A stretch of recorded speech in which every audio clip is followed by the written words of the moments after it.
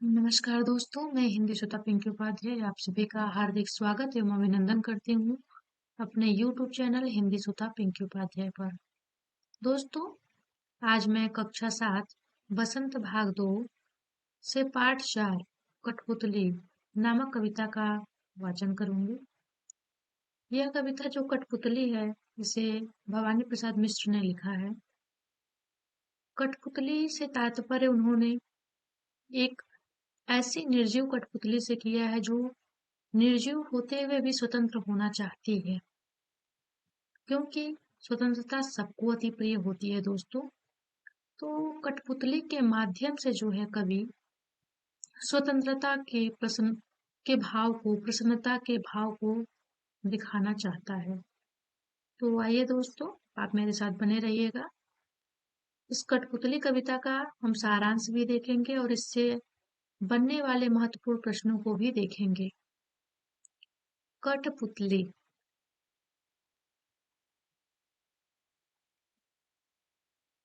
कठपुतली गुस्से से उबली, बोली, ये धागे क्यों है मेरे पीछे आगे? इन्हें तोड़ दो, मुझे मेरे पाँवों पर छोड़ दो। सुनकर बोली और कठपुतलियां कि हाँ, बहुत दिन हुए हमें अपने मन के छंद छुए। मगर पहली कठपुतली सोचने लगी, ये कैसी इच्छा मेरे मन में जगी। तो यहाँ पे दोस्तों तात्पर्य है कि भवानी प्रसाद मिश्र कहते हैं कि एक बार एक कठपुतली को धागे में अपने पैर बंधे हुए जानकर बहुत गुस्सा आया।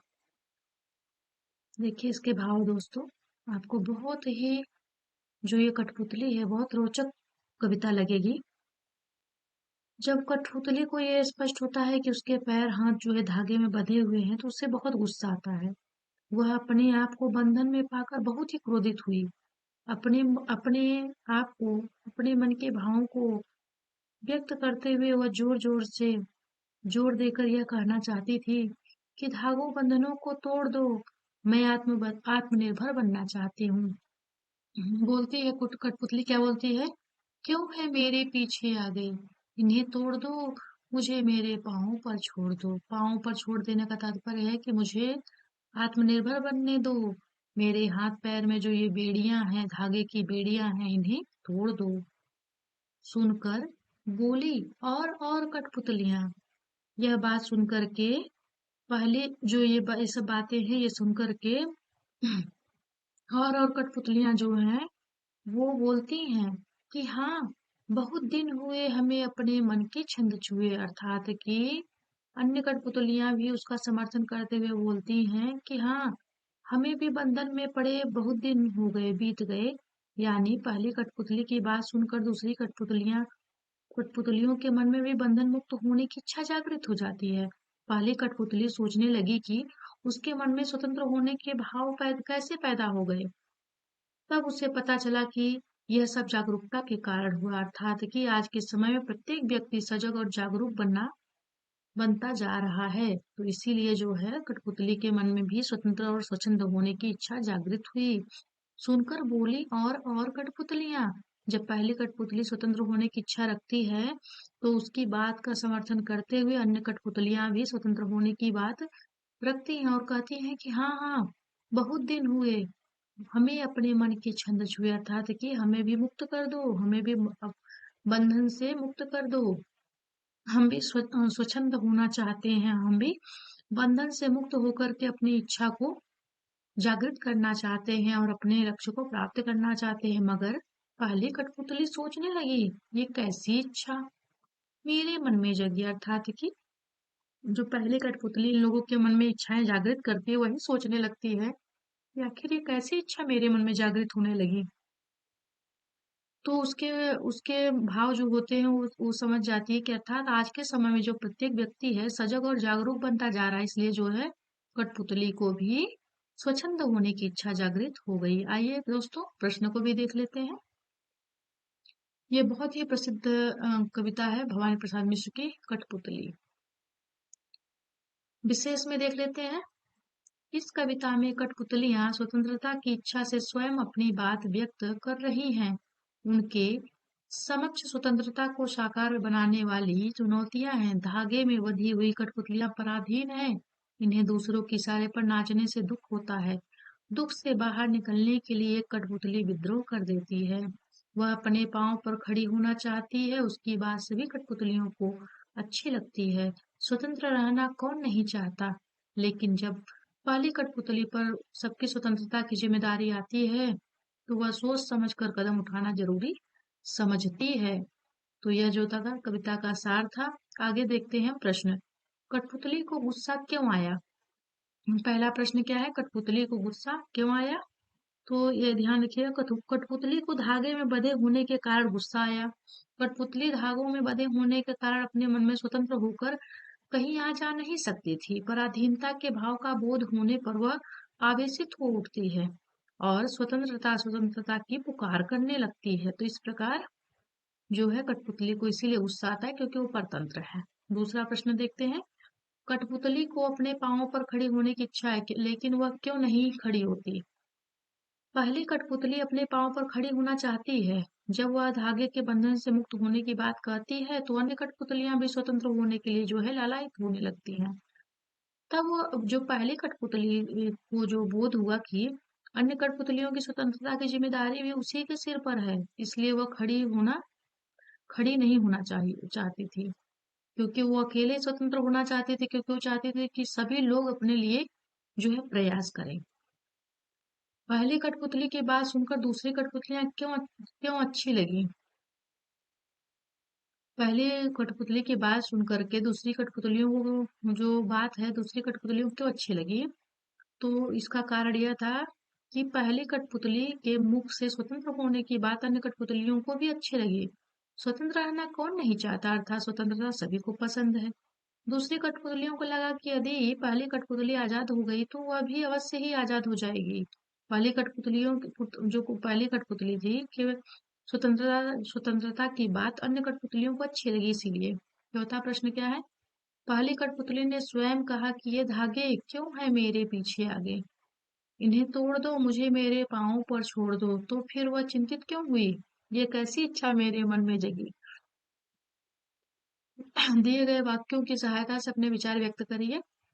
तो ये ध्यान रखिएगा कि इसमें जो है उसे दूसरी कठपुतलियों की जिम्मेदारी महसूस होने लगी, इसलिए जो है वो सोचने विचारने लगी। उसे शीघ्र स्वतंत्र होने की चिंता होने लगी। वह स्वतंत्रता की इच्छा को साकार करने और स्वतंत्रता के हम को हमेशा बनाए रखने के उपाय सोचने लगी थी। वह डर गई क्योंकि उसकी उम्र कम थी। तो ये ध्यान रखिएगा। आगे देखते हैं। पहली कठपुतली ने स्वयं कहा कि मेरे आगे पीछे जो धागे हैं उन्हें तोड़ दो, मुझे अपने पैरों पर खड़ा होना। उनकी उनकी उसकी यह बात सुनकर अन्य कठपुतलियां भी उसका समर्थन करने लगी। पहली कठपुतली दूसरी कठपुतली की बात सुनकर चिंतित हो गई, क्योंकि सभी कठपुतलियां स्वतंत्रता की मांग करने लगी। पहली कठपुतली ने स्वतंत्रता की इच्छा तो प्रकट कर दी, परंतु उसके सम्मुख जो स्वतंत्रता को हमेशा बनाए रखने की बात आती है, उसे निरंतर प्रयास करते रहना होगा। हो सकता है कि आजादी के लिए दूसरी कठपुतलियां उसकी सहायता न करें। उसकी परिपक्व बुद्धि सोच विचार के लिए कारण स्वतंत्रता उसके नुकसानदेह हो सकता है। तो इस बात को लेकर के जो कठपुतली रहती है वो चिंतित हो जाती है। आगे देखते हैं। बहुत दिन हुए हमें अपने मन के छंद छुए, इस पंक्ति का अर्थ और क्या हो सकता है?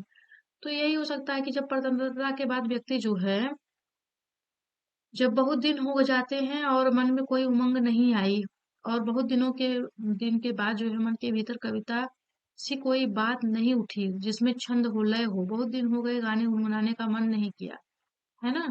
तो बहुत दिन हो गए, मन का दुख दूर नहीं हुआ और न मन में खुशी आई। इस बात को लेकर के अगर हम देखें, तो जो पंक्ति है, इस पंक्ति का अर्थ यह है कि हमने अपने मन से कभी कोई कार्य नहीं किया, दूसरों की इच्छाओं के अनुसार नाचते रहे। वह अपने मन के दुख को दूसरे दूर करके स्वतंत्र होकर खुशहाल रहना चाहती है। जो कठपुतलियां हैं वो निर्जीव है, कवि ने उसके अंदर स्वतंत्रता के भाव का संचार करते हुए परतंत्रता की अवहेलना की है। कठपुतलियां स्वयं को बंधन में पाकर दुखी हैं, विवश हो जाती हैं। कठपुतलियां भी अन्य प्राणियों की तरह स्वतंत्र जीवन यापन करना चाहती हैं, वे प्रकृति के खुले वातावरण में अपनी इच्छा अनुसार विचरण करना चाहती हैं। तो इस प्रकार जो है कठपुतलियों के भाव को स्पष्ट किया गया। नीचे दो स्वतंत्रता आंदोलनों के वर्ष दिए गए हैं। इन दोनों आंदोलनों के दो दो स्वतंत्रता सेनानियों के नाम लिखिए। तो 1957 में तात्या टोपे, बेगम हजरत महल, रानी लक्ष्मीबाई। आप देख सकते हैं 57 में जो युद्ध हुआ था, है ना। सन 1942 में तो महात्मा गांधी, गोपाल कृष्ण गोखले, जवाहरलाल नेहरू को ले सकते हैं। स्वतंत्र होने की लड़ाई कठपुतलियां कैसे लड़ी होंगी और स्वतंत्र होने के बाद स्वावलंबी होने के लिए क्या क्या प्रयत्न किए होंगे। यदि उन्हें फिर से धागे में बांध करना चाहने के प्रयास, तो उन्होंने अपनी रक्षा की तरह किस उपाय किए होंगे। तो ये इसमें स्पष्ट है, वो एकजुट होकर के जो है अपने मतलब एकता के भाव को स्पष्ट करते हुए जो कठपुतलियां हैं उन्होंने विरोध किया होगा और अपनी आत्मरक्षा स्वाभिमान को बनाए रखने के लिए हथियार उठा लिया होगा।